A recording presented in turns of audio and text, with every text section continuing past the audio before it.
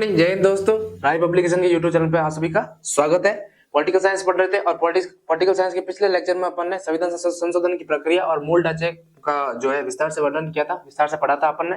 इसी क्रम में आज के लेक्चर में आज आगे बढ़ते हुए अपन संविधान के कुछ महत्वपूर्ण संशोधन है। मैं आपको टोटल जो है वर्तमान में 105 संशोधन हो सकता है, पांच संशोधन हो चुके हैं।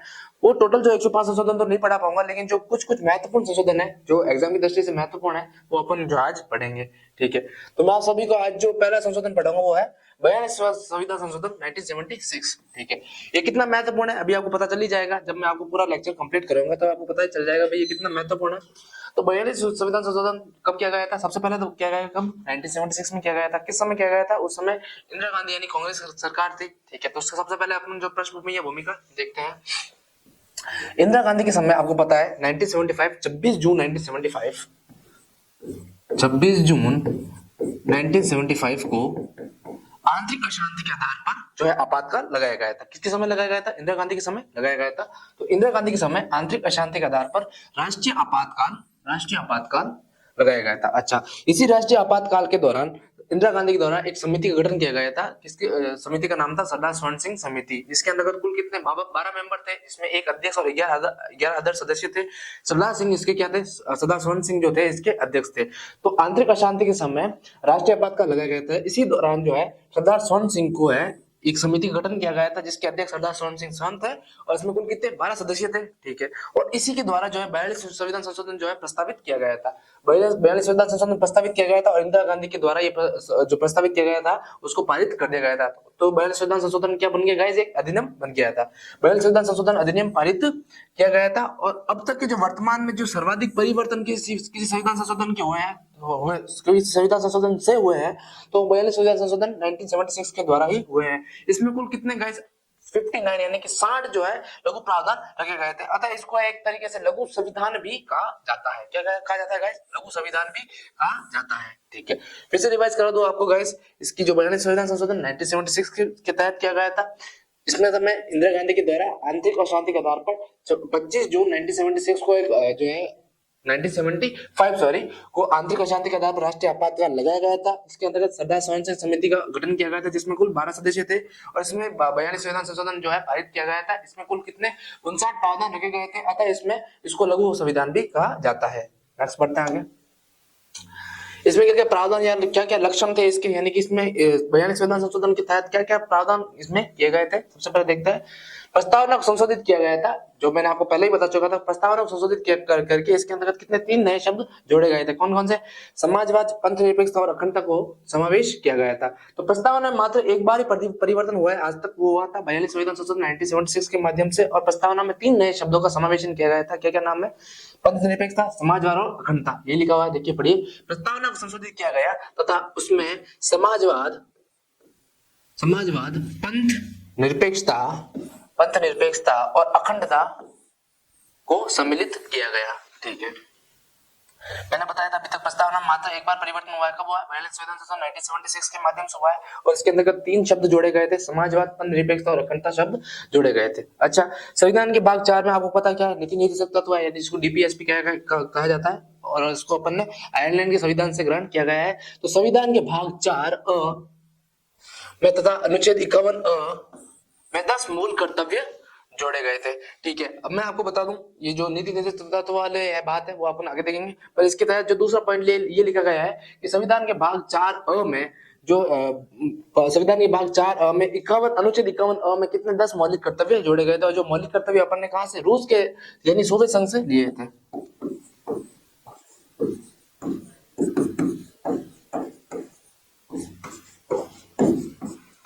ठीक है, तो दूसरा क्या प्रावधान किया गया था? संविधान के भाग 4 अ में, अच्छा भाग 4 अ में है ना, भाग 4 में तो क्या है? नीति निर्देश तत्व है। ठीक है, लेकिन संविधान के भाग 4 अ में अनुच्छेद 51 अ में कुल कितने 10 मौलिक कर्तव्य जोड़े गए थे और ये मौलिक कर्तव्य अपन ने कहां से? सोवियत संघ यानी कि वर्तमान रूस से लिए गए थे। तीसरा प्रावधान देखते हैं, राष्ट्रपति को मंत्रिपरिषद की सलाह मानने के लिए बाध्य कर दिया गया था। ठीक है, आपको पता है गाइस राष्ट्रपति जो है अनुच्छेद 74 और अनुच्छेद 75 के तहत मंत्री परिषद का गठन करता है और इसका जो मुख्य होता है वो प्रधानमंत्री होता है।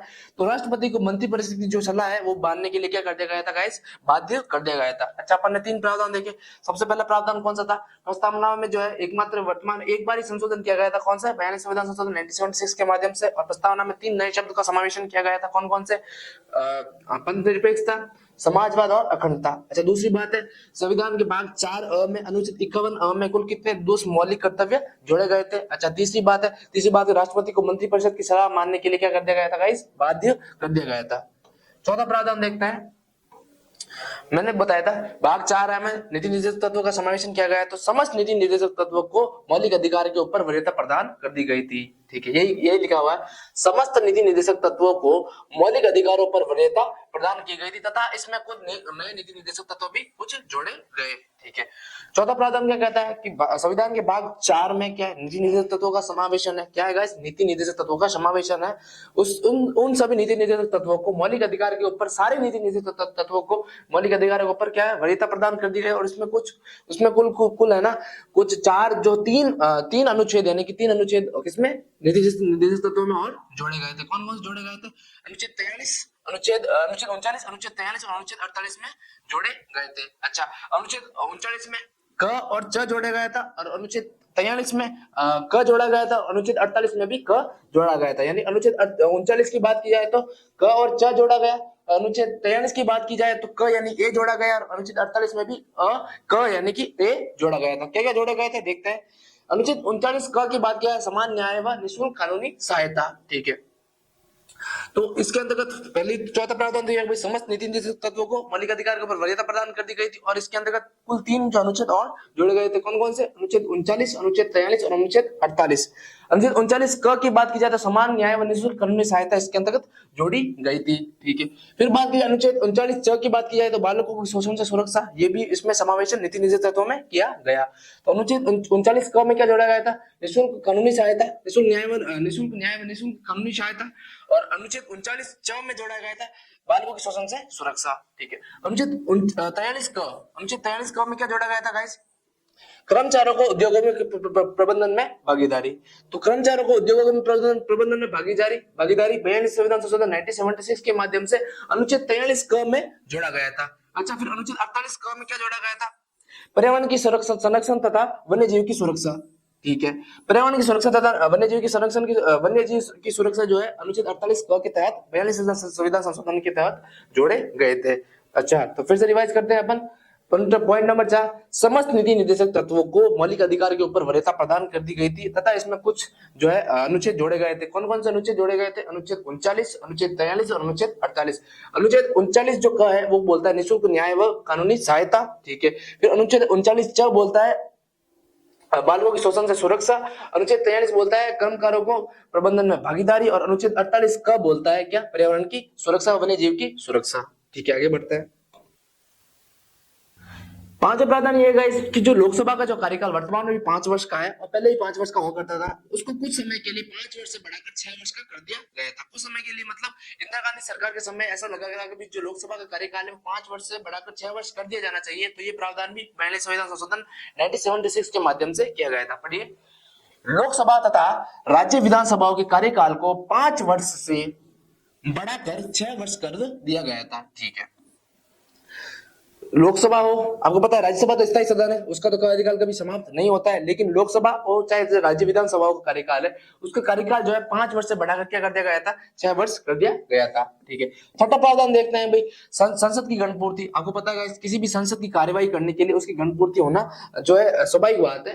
गणपूर्ति से तात्पर्य है कि उस किसी भी सदन को चलने के लिए जो न्यूनतम सदस्यों की संख्या जो वहां पे आवश्यकता होती है उसको गणपूर्ति कहते हैं। और संसद की गणपूर्ति कितनी है गाइस, 1/10 सदस्य। ठीक है, यानी संसद की कोई भी कार्यवाही तभी प्रारंभ हो सकती है जब संसद के कुल 1/10 सदस्य वहां पे उपस्थित हो। तो इंदिरा गांधी सरकार के द्वारा जब 42 संविधान संशोधन 1976 किया गया था तो संसद की जो गणपूर्ति की जो अनिवार्यता थी उसका सिद्धांत क्या कर दिया गया, खारिज कर दिया गया था। अर्थात जो संसद की गणपूर्ति अब आवश्यक नहीं रह गई थी, कितने भी सदस्यों में है जो कार्यवाही प्रारंभ कर सकते हैं। ये लिखा गया है संसद की गणपूर्ति यानी कि जो कोरम होता है वो 1/10 होता है। मैंने आपको बता दिया कि अनिवार्यता को समाप्त कर दिया गया। ठीक है, सातवां प्रावधान ये है, राष्ट्रीय आपात की उद्घोषणा संपूर्ण देश या उसके किसी भी एक क्षेत्र पर कर सकते हैं। तो राष्ट्रीय आपात की घोषणा पहले तो ये था कि भाई टोटल किसी पूरे देश पर ही कर सकते हैं, लेकिन इस बयान संविधान संशोधन 1976 के माध्यम से ये प्रावधान रखा गया था कि जो राष्ट्रीय आपात की उद्घोषणा जो है एक देश के ऊपर तो मतलब संपूर्ण देश में तो कर ही सकते हैं, साथ साथ जो है छोटे राज्य या फिर उस किसी भी क्षेत्र में भी कर सकते हैं। ठीक है, लिखा गया है राष्ट्रीय आपात की उद्घोषणा संपूर्ण देश तथा उसके किसी भी भाग में की जा सकती है।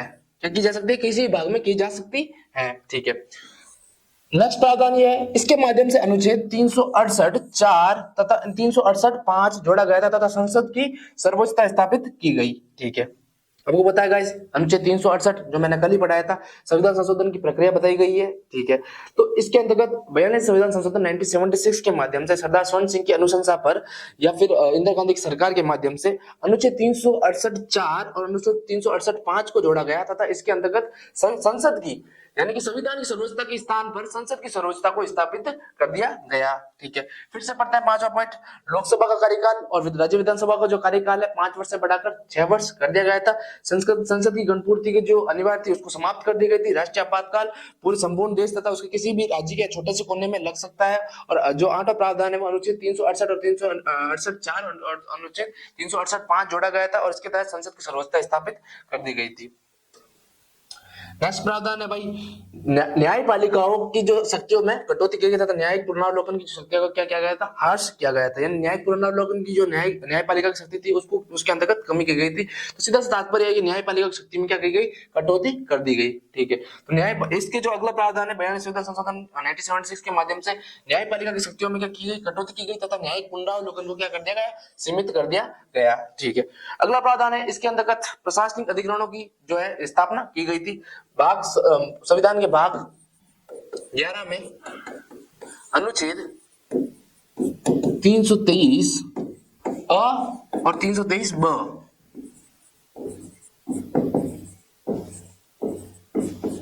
के अंतर्गत जो है अधिकरण की स्थापना की गई। किसके अधिकरण की स्थापना की गई? अधिकरण। और अधिकरण दो प्रकार के हैं इसमें। कौन कौन से अधिकरण है? ठीक है, एक तो हो गया गाइस सामान्य अधिकरण और एक हो गया प्रशासनिक अधिकरण। ठीक है, 323 अ और 323 ब में। ठीक है, तो इसके अंतर्गत 10वां प्रावधान क्या था कि 42 संविधान संशोधन 1976 के माध्यम से प्रशासनिक अधिकरणों या फिर सामान्य अधिकरणों की स्थापना की गई थी। संविधान के भाग 11 में अनुच्छेद 323 अ में सामान्य अधिकरण और 323 ब में जो है प्रशासनिक अधिकरण की स्थापना की गई। जिससे इसका जो 11वां प्रावधान किया गया था, राज्य सूची के कुछ जो सब्जेक्ट हुआ करते थे, मैंने आपको बताया था कि संविधान की 7वीं अनुसूची में शक्तियों का विभाजन सूचियों के माध्यम से किया गया है, जिसके अंतर्गत 3 सूचियां हैं, राज्य सूची, केंद्र सूची और समवर्ती सूची। तो पहले संविधान संशोधन 1976 के माध्यम से राज्य सूची के कुल जो 5 विषय थे उनको समवर्ती सूची में डाल दिया गया। कुछ विषय में कितने गए? 5 विषय डाल दिए गए थे। उन 5 विषय में कौन कौन से थे? एक तो थी भाई शिक्षा, वन और जो परिवार कल्याण यानी कि जनसंख्या नियंत्रण या जनगणना जो है अधिकार, वो 5 जो सब्जेक्ट पहले राज्य सूची के हुआ करते थे उनको समवर्ती सूची में डाल दिया गया था। 9वां प्रावधान क्या भाई? न्यायपालिका की सर्वोच्चता जो है, न्यायपालिका की जो स्वतंत्रता है उसको समाप्त करने का प्रयास किया गया और न्यायिक पुनरावलोकन को सीमित कर दिया गया था। फिर ठीक बाद एक प्रशासनिक अधिकरण, सामान्य अधिकरण की स्थापना की गई और जो 11 प्रावधान है राज्य सूची के कुछ विषय किसमें? समवर्ती सूची में डाल दिए गए थे। ठीक है, फिर से एक बार प्रावधान देख लेते हैं। प्रस्तावना को पहली बार संशोधित किया गया था। इसके अंतर्गत 3 शब्द जोड़े गए थे, अखंडता, धर्मनिरपेक्षता और समाजवाद। ठीक है, संविधान के भाग 4 अ में अनुच्छेद 51 अ में कितने 10 टोटल जो है मौलिक कर्तव्य जोड़े गए थे। राष्ट्रपति को मंत्रिपरिषद की सलाह मानने के लिए क्या कर दिया गया था गाइस? बाध्य कर दिया गया था। फिर बात किया गई समस्त नीति निर्देशक तत्वों को मौलिक अधिकार के ऊपर वरीयता प्रदान कर दी गई। तो इसमें अंतर्गत कुल कितने 3 जो है और अनुच्छेद जोड़े गए थे। कौन कौन से? अनुच्छेद 39 क च और अनुच्छेद 43 क और अनुच्छेद 48 क। अनुच्छेद 39 क की बात की जाए तो इसमें समान न्याय और निःशुल्क कानूनी सहायता। ठीक है, अनुच्छेद 39 च की बात की जाए बालकों की शोषण से सुरक्षा। अनुच्छेद 43 क की बात की जाए तो कर्मकारों उद्योगों में भागीदारी और अनुच्छेद 48 क में पर्यावरण सुरक्षा की बात की गई थी। फिर बात किया तो लोकसभा तथा राज्य विधानसभा को जो कार्यकाल था वो 5 वर्ष से बढ़ाकर 6 वर्ष कर दिया गया था। संसद की गणपूर्ति की जो अनिवार्यता का सिद्धांत था वो समाप्त कर दिया गया था। राष्ट्रीय आपातकाल की उद्घोषणा संपूर्ण देश तथा उसके किसी भी भाग या किसी भी छोटे भाग में कर सकते हैं। अनुच्छेद 368 4 और अनुच्छेद 368 5 जोड़ा गया था। इसमें संसद की सर्वोच्चता स्थापित कर दी गई थी, नए प्रशासनिक अधिकरण की स्थापना की गई थी, न्यायपालिका की शक्तियों में कटौती की गई थी और राज्य सूची के 5 विषय जो थे वो समवर्ती सूची में डाल दिए गए थे। ठीक है, अब इसकी कुछ कमियां और आलोचना भी की जाती है। भाई बयान संविधान संशोधन जो है उसकी क्या क्या कमियां रही होगी, कमियां देखते हैं। संविधान के स्थान पर संसद की सर्वोच्चता को स्थापित करने का प्रावधान जो प्रस्ताव या प्रावधान किया गया था। मैंने आपको बताया था अनुच्छेद 368 4 और अनुच्छेद 368 5 को जोड़ा गया और इसी से क्या है संसद की सर्वोच्चता स्थापित करने की प्रावधान किया गया था। जबकि गाइस एक कमी है, कमी क्यों है, क्योंकि अपने जो देश में जो सर्वोच्चता होनी चाहिए वो संविधान की होनी चाहिए, ना कि संसद की। तो इसके तहत जो संसद की सर्वोच्चता को स्थापित करने का प्रयास किया गया था और जो न्यायपालिका की शक्ति में क्या किया गया था, कटौती की गई थी, आपको पता है। और जो न्यायिक पुनरावलोकन क्या कर दिया गया था, सीमित कर दिया गया था, न्याय पुनरावलोकन को सीमित।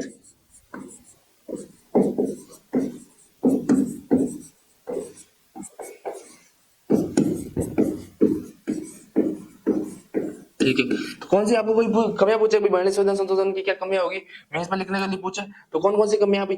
पहली बात है संविधान की सर्वोच्चता के स्थान पर संसद की सर्वोच्चता स्थापित की गई थी। अनुच्छेद 368 4 और 368 5 रेफरेंस के तौर पर आप उदाहरण के तौर पर लिख सकते हैं ताकि फैक्चुअल आंसर भी हो जाएगा थोड़ा। और जो है न्यायपालिका शक्तियों में कटौती की गई, न्यायिक पुनरावलोकन किया गया, सीमित कर दिया गया था। अच्छा महत्व भी है कुछ, महत्व बिल्कुल है क्योंकि इसमें प्रस्तावना में पहली बार जो है संशोधन किया गया था। प्रस्तावना में समाजवाद, पंथ निरपेक्षता और अखंडता को जोड़ा गया था। ये लिखा हुआ है पंथ निरपेक्षता, लोकतांत्रिक समाजवाद और अखंडता और मौलिक कर्तव्य जोड़े गए थे। किसमें, भाग 4 में, भाग 4 और अनुच्छेद 51। ठीक है, तो सबसे पहले कमियां देखी भाई, कमियां क्या है, कमियां ये भाई संसद की जो सर्वोच्चता के संसद की सर्वोच्चता स्थापित की गई थी जबकि संविधान की करनी चाहिए थी और न्यायिक पुनरावलोकन और इसको सीमित कर दिया गया था। फिर बात की जाए क्या क्या मतलब अच्छी बात रही थी इसमें, क्या क्या महत्व रहे थे, तो पहली बात की जाए इसमें प्रस्तावना में 3 शब्द जोड़े गए थे, समाजवाद, अखंडता और पंथ निरपेक्षता और जो मौलिक कर्तव्य वो जोड़े गए थे। ठीक है, अपन ने भी 42 संविधान संशोधन पढ़ा, अब इसके आगे बढ़ते हैं अपन 44 संविधान संशोधन भी साथ साथ में कवर कर लेते हैं। मैंने आपको पहले ही बताया था कि अपन जो महत्वपूर्ण संशोधन नहीं पढ़ेंगे, तो अगला जो संशोधन किया गया था 44 संविधान संशोधन 1978 जो कि किसकी सरकार, जनता पार्टी सरकार द्वारा किया गया था।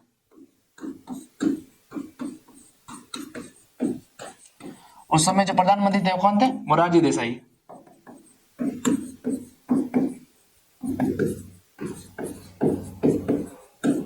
ठीक है, तो अगला संविधान संशोधन मैं बताता हूँ। 44 संविधान संशोधन 1978 के माध्यम से मोरारजी देसाई सरकार के द्वारा ये प्रावधान किए गए थे। क्या क्या प्रावधान किए गए थे, क्या क्या क्या विशेषता थी इसके। सबसे पहले आपको पता है संपत्ति का जो अधिकार था वो भी अपना एक मौलिक अधिकार था। जब अपना संविधान लागू हुआ था 26 जनवरी 1950 को जो है अपना संविधान लागू हुआ था, उस समय जो है अपन को टोटल कितने 7 मौलिक कर्तव्य दे रखे थे। लेकिन 44 संविधान संशोधन 1978 के माध्यम से जो अपना 7वां मौलिक कर्तव्य था या फिर 6ठा मौलिक कर्तव्य क्या था, जिस संपत्ति का अधिकार जिसका उल्लेख अनुच्छेद 51 अनुच्छेद 31 में दे रखा था, अनुच्छेद 21 में दे रखा था, उसको मौलिक अधिकार से हटाकर एक कानूनी अधिकार बना दिया गया था। यानी अनुच्छेद 31 को समाप्त कर दिया गया था और इसी के साथ जो संपत्ति की स्वतंत्रता थी जिसका उपबंध अनुच्छेद 51 ए एफ में किया गया था, उसकी भी समाप्ति कर दी गई थी। ठीक है, तो सबसे पहले विशेषता या सबसे पहला प्रावधान किया गया था, संपत्ति का जो अधिकार था वो पहले किया गया था, पहले जो था वो मौलिक अधिकार था, उसकी समाप्ति कर दी गई। यानी कि अनुच्छेद 31 जिसका संपत्ति का अधिकार हुआ करता था उसको समाप्ति कर दी गई और संपत्ति की स्वतंत्रता अनुच्छेद 19 एक एफ को क्या है समाप्ति कर दी गई और इनको क्या बना दिया गया था गाइस, मौलिक अधिकार से कानूनी अधिकार बना दिया गया था।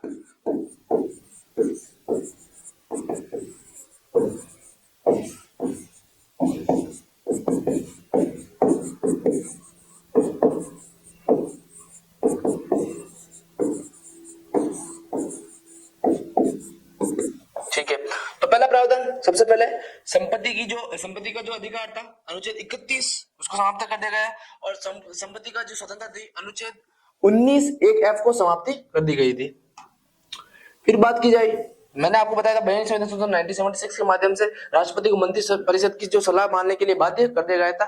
तो फिर उसको बदलते हुए अनुच्छेद 44 संविधान संशोधन 1978 के माध्यम से राष्ट्रपति को मंत्रिपरिषद की सलाह मानने के लिए जो बाध्य किया गया था उसको हटा दिया गया था, यानी कि जो राष्ट्रपति जो है एक बार पुनर्विचार हेतु उनकी सलाह वापस लौटा सकता है। लेकिन अगर मान लो मंत्रिपरिषद फिर से वही विचार वापस उनके समक्ष प्रस्तुत करे, तो तब अगर मान लो सेकंड बार उनके समक्ष आता है तो उसको मानने के लिए राष्ट्रपति बाध्य होगा। देखो ये लिखा हुआ है, राष्ट्रपति को पुनर्विचार का अधिकार प्रदान किया गया है, अर्थात राष्ट्रपति एक बार मंत्रिपरिषद की सलाह को पुनर्विचार के लिए लौटा सकता है, यानी कि एक बार तो वापस लौटा सकता है, लौटा सकता है, किंतु यदि मंत्रिपरिषद पुनर्विचार करने के पश्चात दोबारा वो वही सलाह करके वापस भेजती है, दोबारा सलाह करती है, तो इसे मानने के लिए राष्ट्रपति बाध्य होगा।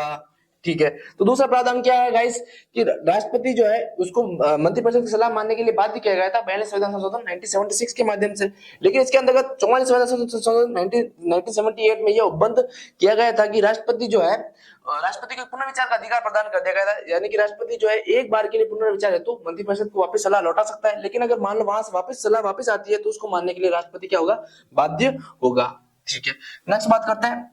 आपको पता है लोकसभा और राज्यसभा का जो कार्यकाल 5 वर्ष से बढ़ाकर 6 वर्ष कर दिया गया था, उसको वापस जो है 6 वर्ष से घटाकर 5 वर्ष कर दिया गया था। ठीक है, लोकसभा तथा राज्य विधानसभाओं के कार्यकाल 6 वर्ष से 5 वर्ष वापस कर दिया गया था।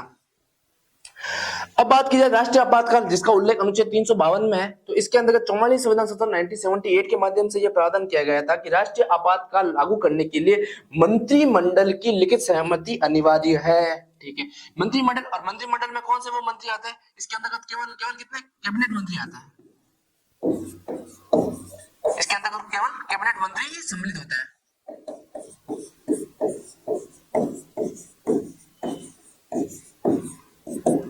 ठीक है, तो अगला प्रावधान क्या है, राष्ट्रीय आपातकाल लागू करने के लिए मंत्रिमंडल की लिखित सहमति अनिवार्य है और मंत्रिमंडल में केवल कैबिनेट मंत्री सम्मिलित होते हैं।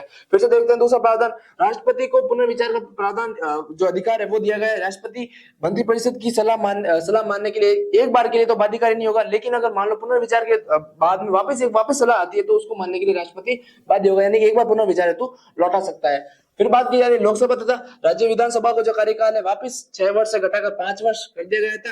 राष्ट्रीय आपातकाल की उद्घोषणा करने के लिए जो मंत्रिमंडल की लिखित सहमति जो है अनिवार्य होगी। अगला प्रावधान देखते हैं, राष्ट्रीय आपात के लिए आंतरिक अशांति के स्थान पर सशस्त्र विद्रोह का शब्द का प्रावधान किया गया था। ठीक है, मैंने आपको बताया था इंदिरा गांधी के द्वारा 25 जून 1975 को आंतरिक अशांति के आधार पर जो है राष्ट्रीय आपातकाल लगाया गया था। लेकिन 44 संविधान संशोधन 1978 के माध्यम से इस आंतरिक अशांति शब्द को हटाकर इसकी जगह सशस्त्र विद्रोह शब्द का नया इंट्रोड्यूस किया गया था। राष्ट्रीय आपात के लिए आंतरिक अशांति के स्थान पर सशस्त्र विद्रोह का प्रावधान किया गया था। अच्छा, मैं आपको बता दूं, ये बता दूं कि जो राष्ट्रीय आपातकाल है उसका जो उपबंध है अनुच्छेद 352 में किया गया था, संविधान की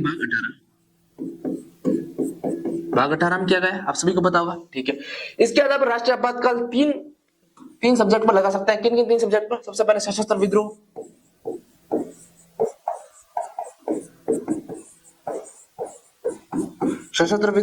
ठीक है, इस सशस्त्र विद्रोह के पहले 44 संविधान संशोधन 1978 से पहले इसके स्थान पर जो शब्द था वो आंतरिक अशांति था। क्या था? आंतरिक अशांति। इसकी जगह क्या रिप्लेस कर दिया गया? सशस्त्र विद्रोह कर दिया गया था। फिर बात की जाती है बाहरी आक्रमण, दूसरा कारण बाहरी आक्रमण, और तीसरा है युद्ध। ठीक है, तो केवल तीन कंडीशन में ही जो है राष्ट्रीय आपातकाल लगा सकते हैं। और राष्ट्रीय आपातकाल का उपबंध अनुच्छेद 352 किया गया है भाग 18 के अंतर्गत। वो किन से तीन बातों की जब राष्ट्रीय आपातकाल लागू कर सकते हैं। एक तो सशस्त्र विद्रोह, जिसको पहले जो है आंतरिक अशांति से रिप्लेस कर दिया गया था, दूसरा है बाह्य आक्रमण, और तीसरा है युद्ध। ठीक है, अब बात की जाए छठा प्रावधान किया गया था, अनुच्छेद 20 और अनुच्छेद 21 जो है राष्ट्रीय आपातकाल के समय भी जो है प्रतिबंधित नहीं किया जा सकते हैं। अनुच्छेद 20 व अनुच्छेद 21 को राष्ट्रीय आपातकाल के दौरान भी प्रतिबंधित या निलंबित नहीं किया जा सकेगा। ठीक है, तो अगला प्रावधान 44 संविधान संशोधन 1978 के माध्यम से यह किया गया था कि अनुच्छेद 20 और अनुच्छेद 21 को राष्ट्रीय आपातकाल के दौरान भी प्रतिबंधित या निलंबित नहीं किया जा सकता है। आपको पता है गाइस, अनुच्छेद 20 के अंतर्गत जो है क्या है, व्यक्ति की स्वतंत्रता को लेकर कुछ प्रावधान मौलिक अधिकार दिए गए, और अनुच्छेद 21 में जीवन जीने का अधिकार जो है उसका प्रावधान किया गया है, जीवन जीने का अधिकार।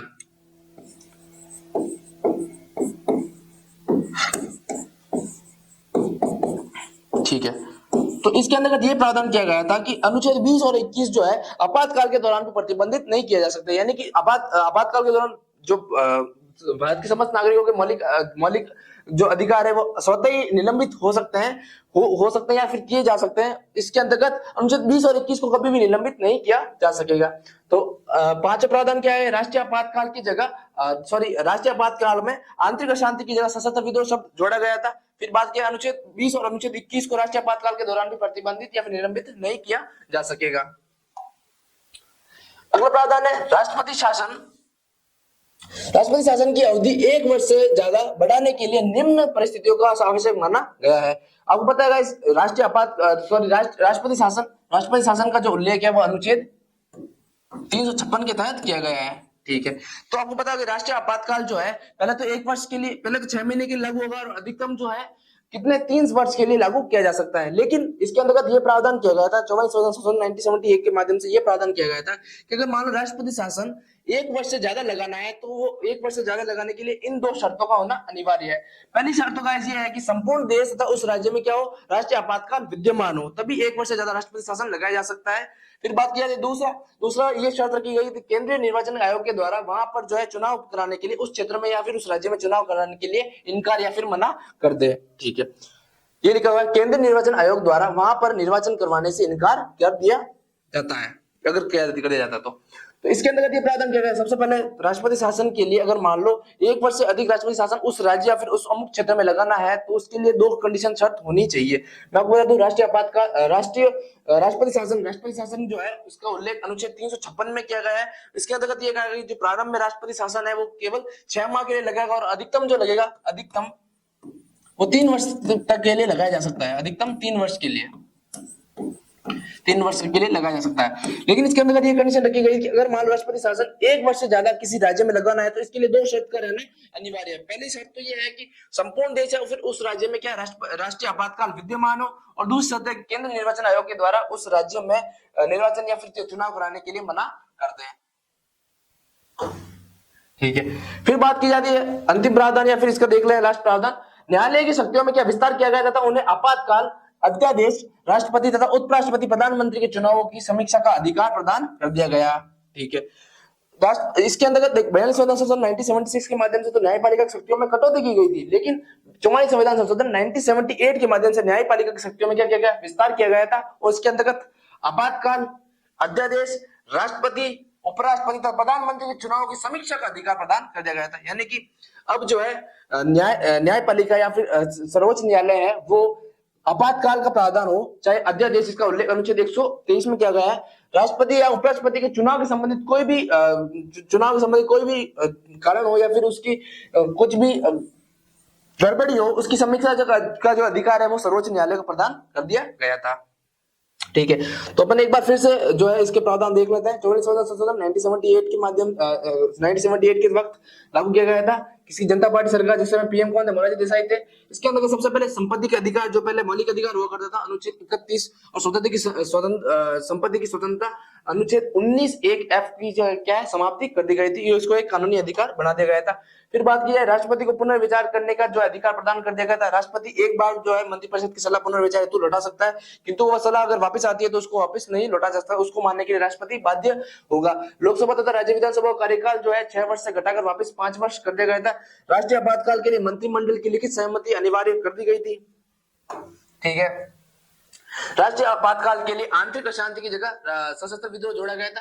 राष्ट्रीय आपातकाल का जो उपबंध है अनुच्छेद 352 में भाग 18 में किया गया था। इसकी तीन शर्त हो गई तभी जो राष्ट्रीय आपातकाल लागू हो सकता है। कौन कौन से सशस्त्र विद्रोह, बाहरी आक्रमण और युद्ध। फिर बात की अनुच्छेद 20 और अनुच्छेद 21 जो है राष्ट्रीय आपातकाल के समय भी निलंबित या प्रतिबंधित नहीं किए जा सकेंगे।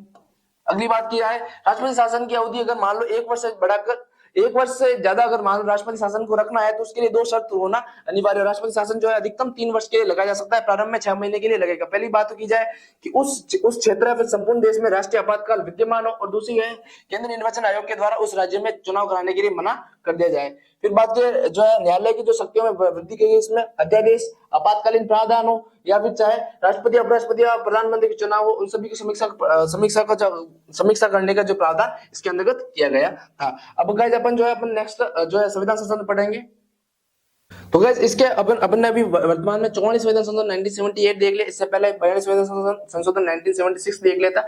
इसके आगे बढ़ते हुए अपन अब जो 102वां डायरेक्ट 102वां संविधान संशोधन पढ़ते हैं। इसके जो वर्तमान में जो है अपन वर्तमान में 105 संविधान संशोधन किए जा सकते हैं, किए जा चुके हैं। तो 42 संविधान संशोधन अपन ने पढ़ लिया मोटा मोटी, 44 संविधान संशोधन भी अभी पढ़ लिया, 102 103 104 105 अभी अपन पढ़ लेंगे। और बीच में जब अगर अगर आगे पॉलिटी पढ़ते जाएंगे तो इसमें जो और भी संविधान संशोधन आएंगे उसको विधिवत रूप से देखेंगे।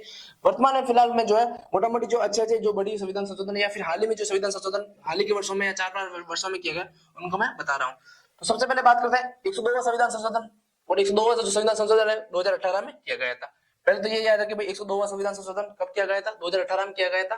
ठीक है, इसके अंतर्गत दो अनुच्छेद को समावेशन किया गया था, अनुच्छेद 338 ब और अनुच्छेद 343 अ जोड़ा गया था। ठीक है, पहली बात तो याद रखिए भाई 102वां संविधान संशोधन कब किया गया था, 2018 में किया गया था। फिर से याद रखना 102वां संविधान संशोधन 2018 में किया गया था। इसके तहत अनुच्छेद 338 बी और 342 अ जोड़ा गया था।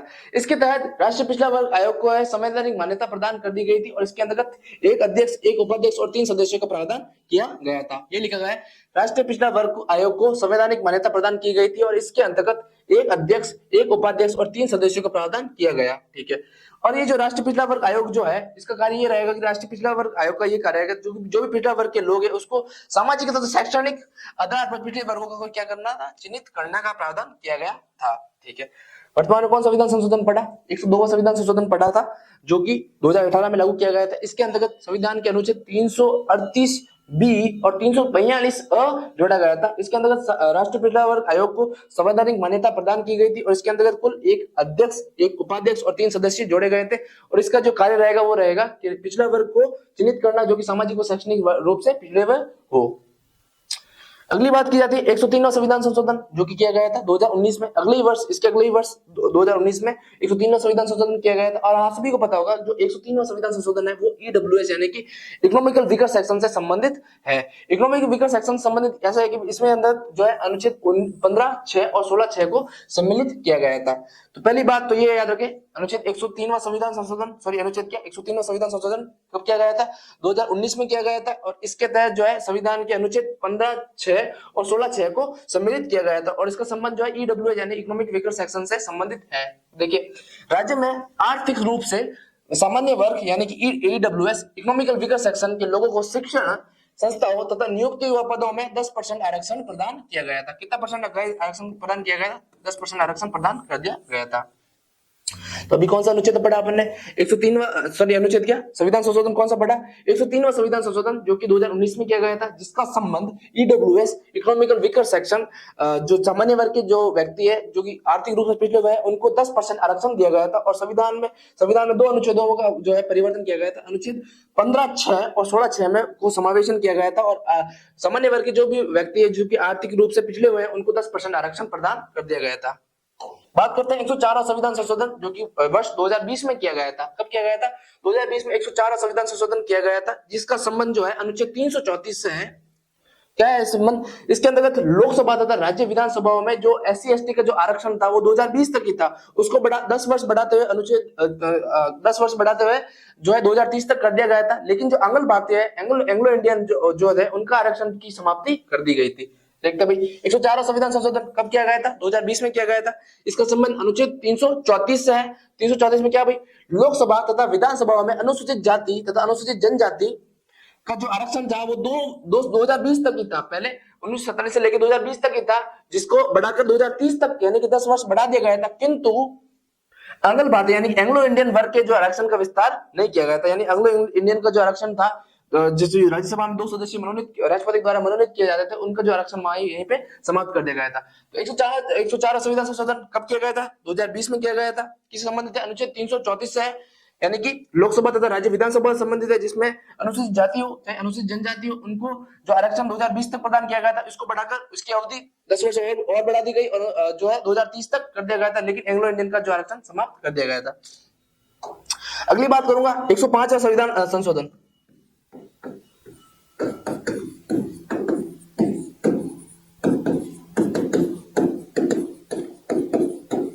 ठीक है, अनुच्छेद 105वां संविधान संशोधन जो है गाइस 2021 में किया गया था। ठीक है। तो 2021 में वर्तमान में कितने 105 संविधान संशोधन ही किए जा चुके हैं संसद के द्वारा, और ये जो संविधान संशोधन 2021 में किया गया था, और इसका संबंध भी कितना है, पिछड़ा वर्ग के आरक्षण संबंधित है।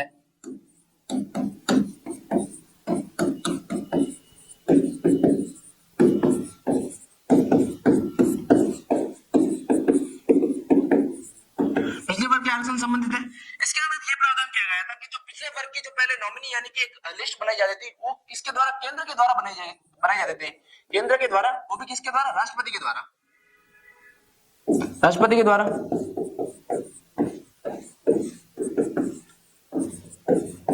किंतु वर्तमान में जो लिस्ट है वो ये हटाकर केंद्र को हटाकर राज्य को सौंप दी गई है। राज्य में भी किसके, राज्यपाल के द्वारा ये लिस्ट बनाई जाएगी, राज्यपाल के द्वारा पिछले वर्ग का नामांकन किया जाएगा।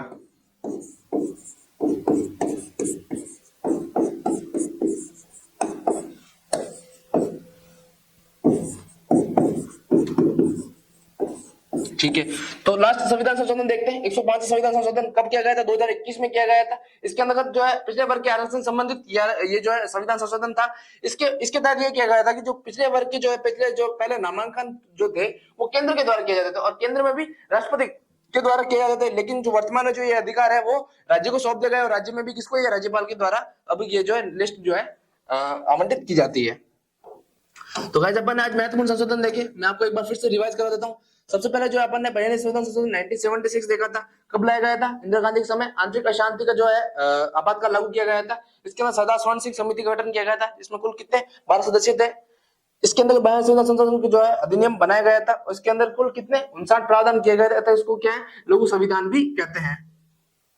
इसके अंतर्गत क्या क्या प्रावधान लक्षण थे, सबसे पहले जो है इसमें प्रस्तावना में पहली बार संशोधन किया गया था, पहली और आखिरी बार संशोधन प्रस्तावना में इसी समय किया गया था। इसके अंतर्गत 3 शब्द जोड़े गए थे, पद निरपेक्षता, समाजवाद और अखंडता का शब्द जोड़ा गया था।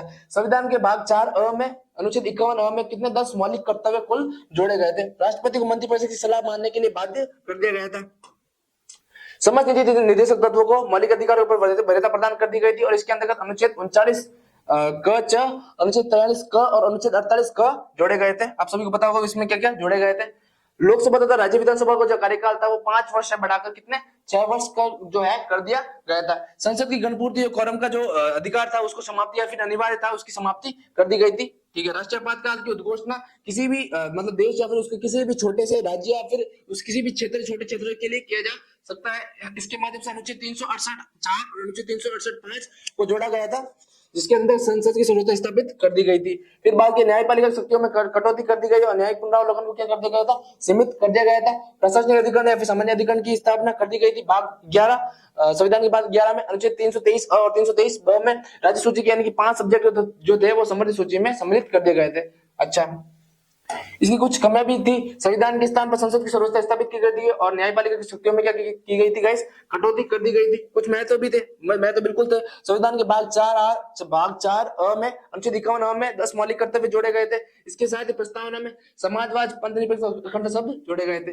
इसके आगे अपन ने देखा था 74 संविधान संशोधन 1978 जनता पार्टी सरकार के द्वारा, मोरारजी देसाई की सरकार के द्वारा ये कर दिया गया था। संपत्ति का अधिकार जो कि अनुच्छेद 31 बार मेरे मुंह से 51 निकल रहा है, अनुच्छेद 51 नहीं है गाइस, अनुच्छेद 31 है।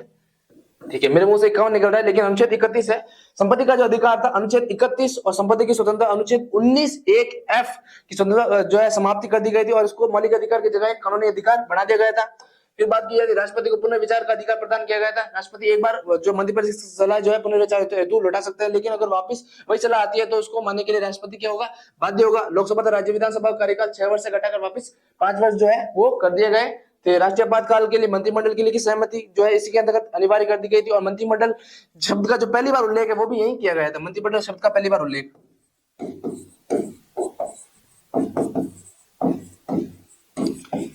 यानी कि एक बात की जाए, मंत्रिमंडल जो है संविधान के मूल संविधान है, मंत्रिपरिषद का उल्लेख है, मंत्रिमंडल का उल्लेख नहीं है। मंत्रिमंडल का पहली बार उल्लेख 24 संविधान संशोधन 1978 के माध्यम से किया गया था और इस मंत्रिमंडल में केवल कितने कैबिनेट मंत्री सम्मिलित होते हैं। राष्ट्रीय आपातकाल के लिए आंतरिक अशांति शब्द को हटाकर सशस्त्र विद्रोह जोड़ा गया था। राष्ट्रीय आपातकाल की जो है उल्लेख जो है अनुच्छेद 352 भाग 18 में किया गया था। तीन कारणों से अब राष्ट्रीय आपातकाल लगा सकते हैं: सशस्त्र विद्रोह, वायु आक्रमण और युद्ध। बाकी अनुच्छेद 20 और 21 जो है राष्ट्रीय आपातकाल के समय भी जो है निलंबित या फिर प्रतिबंधित नहीं किए जा सकते हैं। राष्ट्रपति शासन अगर मान लो, वैसे तो राष्ट्रपति शासन जो है प्रारंभ में 6 महीने लगता है और अधिकतम 3 वर्ष के लिए लगता है, और राष्ट्रपति शासन की जो है उपबंध है अनुच्छेद 356 भाग 18 में किया गया था। अगर मान लो राष्ट्रपति शासन किसी राज्य में 1 वर्ष से ज्यादा लगाना है तो उसके लिए 2 सरकार होना अनिवार्य है। पहले तो बात यह है कि भाई संपूर्ण देश उस राज्य में राष्ट्रीय आपातकाल लागू हो और केंद्रीय निर्वाचन आयोग के द्वारा वहां पर निर्वाचन कराने के लिए इनकार कर दिया गया हो। ठीक है, न्यायालयिक शक्तियों में वृद्धि की गई और इसके अंतर्गत आपातकाल हो, अध्यादेश हो या फिर राष्ट्रपति उपराष्ट्रपति के चुनाव करने की समीक्षा की शक्ति प्रदान कर दी गई थी। फिर अपन ने पढ़ा 102वां संविधान संशोधन जो कि 2018 में किया गया था। इसके अंतर्गत अनुच्छेद 338 ए और 342 ए जोड़ा गया था। माफ कीजिएगा, अनुच्छेद संविधान संशोधन 102वां संविधान संशोधन 2018 में किया गया था, जिसको 338 बी और 343 ए जोड़ा गया था। इसके अंदर राष्ट्रीय पिछड़ा वर्ग आयोग को संवैधानिक मान्यता प्रदान की गई थी। इसके अंतर्गत कुल 1 अध्यक्ष, 1 उपाध्यक्ष और 3 सदस्य जोड़े गए थे और इसका जो कार्य था पिछड़ा वर्ग को सामाजिक व शैक्षणिक के आधार पर चिन्हित करना था। फिर बात की जाए 103वां संविधान संशोधन जो कि 2019 में किया गया था। इसका संबंध ईडब्ल्यूएस यानी इकोनॉमिक और वेलफेयर सेक्शन से था। अनुच्छेद 15(6) और 16(6) जोड़ा गया था और इसके अंतर्गत सामान्य वर्ग के जो आर्थिक रूप से पिछड़ा वर्ग के लोग थे उसको 10% आरक्षण प्रदान कर दिया गया था। फिर बात की जाए 104वां संविधान संशोधन जो कि 2020 में किया गया था। इसका संबंध अनुच्छेद 334 से था। इसके अंदर लोकसभा तथा राज्य विधानसभाओं में अनुसूचित जाति हो चाहे अनुसूचित जनजाति हो, उनका जो आरक्षण था 2020 तक ही था। इसका आरक्षण 10 वर्ष के लिए बढ़ाकर 2030 तक कर दिया गया था, जबकि एंग्लो इंडियन के आरक्षण को क्या विस्तार नहीं किया गया, उनको समाप्ति कर दी गई थी। फिर अपन ने पढ़ा था 105वां संविधान संशोधन जो कि 2021 में कर दिया गया था। इसका संबंध पिछड़ा वर्ग से संबंधित था, पिछड़े वर्ग के आरक्षण से संबंधित था। पिछले वर्ग की जो नॉमिनी लिस्ट बनाई जाती है, यानी इस पिछले वर्ग का जो नामांकन किया जाता तो पहले केंद्र के द्वारा, राष्ट्रपति के द्वारा किया जाता था, लेकिन वर्तमान में शक्ति राज्य को प्रदान कर दी और राज्य में भी किसको जो है अपने राज्यपाल को प्रदान कर दी गई थी। तो गाइस अपन ने आज जो है संविधान के कुछ इंडियन पॉलिटी के अंतर्गत कुछ महत्वपूर्ण संशोधन देखे। कल की क्लास अपन संशोधन की प्रक्रिया देखी थी, मूल ढांचा देखा था। इसी क्रम में आज आगे बढ़ते हुए अपन ने संविधान कुछ महत्वपूर्ण संशोधन देखे थे। और भी अच्छे संशोधन है जो कि मैं आपको आगे जब पढ़ाऊंगा तब भी कवर करवा दूंगा। तब तक के लिए जय श्री कृष्ण, राधे राधे। और एक बात गाइस जो है, आप जो है इस वीडियो को इतनी मेहनत से बनाते हैं, इसको आप आगे शेयर कीजिए, लाइक कीजिए, और अगर आपको पसंद आता है और इसको वैल्यू मिलती है तो आप इसको लाइक करना ही चाहिए। बाकी आपकी मर्जी है। जय श्री कृष्ण, राधे राधे।